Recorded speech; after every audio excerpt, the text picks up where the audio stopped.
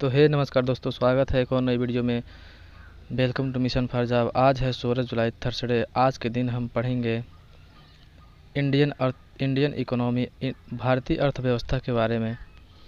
तो कल से हम पिछले वीडियो में हमने बात किया था विज्ञान के बारे में, जो यूनिवर्स यानी ब्रह्मांड के बारे में था। तो सूर्य पृथ्वी के बारे में हमने पढ़ा था। तो हमने टॉपिक चेंज कर दिया है। अब हम तैयारी करेंगे एसएससी, यूपीपी या कोई भी मतलब जो वैकेंसी निकलती है भरने के लिए। तो हम लेसन वाइज तैयार कराएंगे। तो सबसे पहले हम पढ़ेंगे भारतीय अर्थव्यवस्था के बारे में। भारतीय यानी इंडियन इकोनॉमी, इसको अंग्रेजी में इंडियन इकोनॉमी कहते हैं। तो चलिए क्वेश्चन को स्टार्ट करते हैं। पहला क्वेश्चन दिया है यहाँ पे, आधुनिक अर्थव्यवस्था का जनक किसे कहा जाता है? यानी आधुनिक अर्थव्यवस्था का जनक किसे कहा जाता है? तो वो है एडम स्मिथ। सॉरी, मैंने यहाँ पे स्मिथ नहीं लिखा है, तो यहाँ पे हो जाएगा एडम स्मिथ। एडम स्मिथ जो हैं वो ब्रिटिश के हैं। वो एक महान दार्शनिक और राजनीतिक अर्थशास्त्री भी हैं। एडम स्मिथ जो है वो ब्रिटिश के हैं और महान दार्शनिक भी हैं और राजनीतिक अर्थशास्त्री भी हैं। इन्हें अर्थशास्त्र का जनक यानी पिता कहा जाता है एडम स्मिथ को। क्या होता है कि देश के अंदर कोई भी व्यक्ति किसी भी क्षेत्र में व्यापार कर सकता है। इस प्रकार की व्यवस्था को मिश्रित अर्थव्यवस्था कहते हैं। तो वर्तमान में भारत की अर्थव्यवस्था विश्व में 7वें नंबर पे है। भारत की अर्थव्यवस्था 2007 में भारत की अर्थव्यवस्था नापी गई थी, मतलब काउंट किया गया था। तो 2.65 ट्रिलियन डॉलर था, जबकि इस समय वर्ल्ड में 7वें नंबर पे है भारत की अर्थव्यवस्था।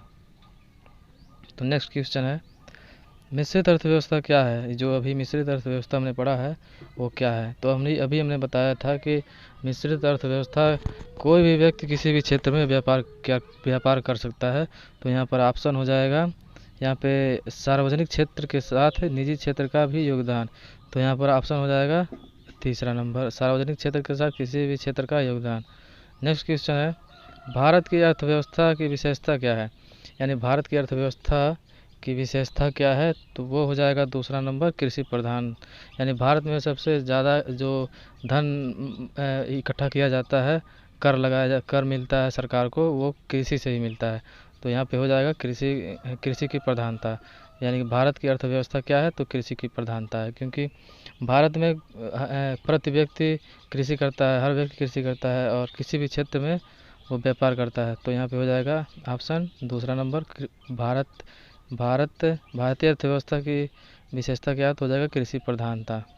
नेक्स्ट क्वेश्चन है, बंद अर्थव्यवस्था क्या है? बंद अर्थव्यवस्था, तो बंद अर्थव्यवस्था हम आपको समझा दें कि बंद अर्थव्यवस्था वो व्यवस्था होती है कि मान लीजिए भारत है और इसके पड़ोसी देश नेपाल है, चीन है, पाकिस्तान है। तो ये क्या होता है कि बंद अर्थव्यवस्था में जो देश होता है वो बाहरी देशों से बातचीत नहीं करता है और न ही आयात निर्यात करता है। इसमें एक क्षेत्र बाहर के क्षेत्रों के साथ व्यापार नहीं करता है।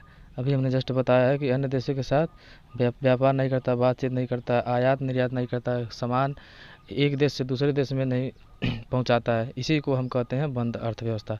तो यहाँ पर ऑप्शन हो जाएगा तीसरा नंबर, न तो निर्यात करता है और न ही आयात करता है, क्योंकि यहाँ पर पहला नंबर है मुद्रा पूर्ति नियंत्रण होती है, घाटे की वित्त व्यवस्था होती है, केवल निर्यात होती है। तो यहाँ पर हो जाएगा तीसरा नंबर, न तो निर्यात और न ही आयात करती है। तो पांचवा का तीसरा नंबर, बंद अर्थव्यवस्था न तो निर्यात करती है और न ही आयात करती है। नेक्स्ट क्वेश्चन है, भारत में राष्ट्रीय आय समिति की स्थापना कब की गई? यानी जो भारत में आय समिति की स्थापना कब की गई?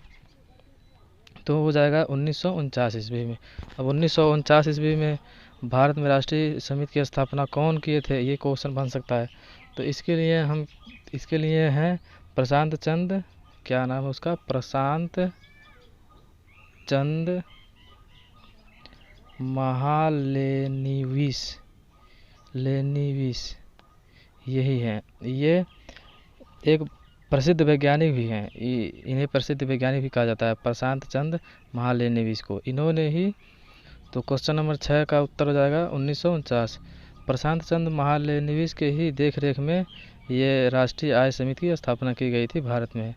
तो नेक्स्ट क्वेश्चन है, भारत में राष्ट्रीय आय की गणना निम्नलिखित में से किस संस्था द्वारा की जाती है?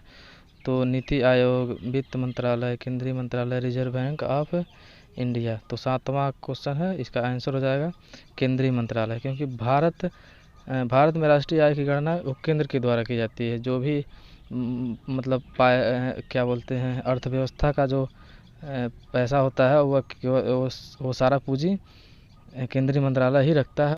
नेक्स्ट क्वेश्चन है, निम्नलिखित से कौन सा मानव विकास सूचकांक में शामिल नहीं किया जाता है? तो आंसर हो जाएगा मानव सूचकांक में शामिल नहीं किया जाता, तो हो जाएगा सामाजिक असमानता। नेक्स्ट क्वेश्चन है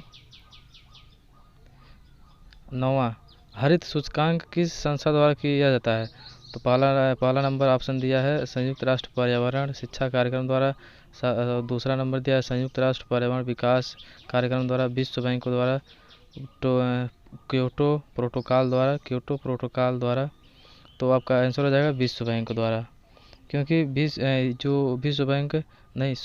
हरित सूचकांक जो संस्था थी उसकी संस्थापना पियर्स और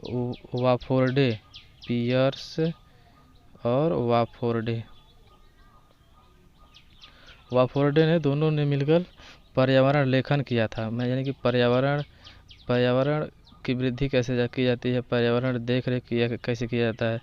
तो इनकी जो ये संस्था थी उसको ये पियर्स और वाफोर्डे ने स्थापित किया था।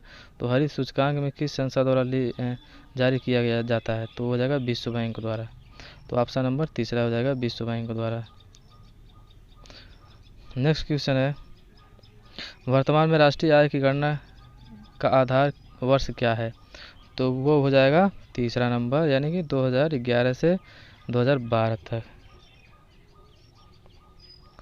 वर्तमान में। तो पहली बार राष्ट्रीय आय की संस्थापना यानी संगठन हुआ था 1956 ईस्वी में। 1956 ईस्वी में 56 ईस्वी में इसे केंद्रीय भारतीय आय की गणना को केंद्रीय सांख्यिकी संगठन भी कहते हैं, जिसे CSO इसका अंग्रेजी फॉर्म है CSO। यानी स्थापना 1956 में हुई थी और इसका जो गणना का आधार वर्ष है वो 2011 है। तो नेक्स्ट क्वेश्चन है, मैंने आपके लिए ये क्वेश्चन रखा है, इसका आंसर आप कमेंट बॉक्स में देंगे। मैंने यहाँ पे भाई की जगह भी लिख दिया। दादा भाई नौरोजी की पुस्तक poverty and un British rule in India 1868 में भारत में प्रति व्यक्ति आय का क्या अनुमानित की गई थी? यानी कि दादा भाई जो नौरोजी हैं उनके पुस्तक में 1868 में जो प्रति व्यक्ति आय निकाला गया था 1868 में कि भारत में प्रति व्यक्ति आय की दर कितनी है। तो ऑप्शन दिया पे यहाँ पे 10, 30, 40, 20। आप लोग इसका आंसर कमेंट बॉक्स में देंगे कि 1968 में जो भारत में प्रति व्यक्ति आय थी वो क्या थी। तो इसका उत्तर आप लोग कमेंट बॉक्स में देंगे। तब तक के लिए मिलते हैं अगले वीडियो में। इसी ही चैप्टर से हम अगला क्वेश्चन उठाएंगे, भारतीय अर्थव्यवस्था, यानी कि इसे GDP भी कहते हैं, इसी के अंतर्गत GDP भी आता है। तो आज हमने पढ़ लिया भारत की अर्थव्यवस्था, इंडियन इकोनॉमिक। कल हम इसी के बारे में 10 क्वेश्चन और लेकर आएंगे। इसका PDF मैंने डिस्क्रिप्शन में डाल दिया है, आप वहां से डाउनलोड कर सकते हैं। तब तक के लिए मिलते हैं अगले वीडियो में। जय हिंद, जय भारत।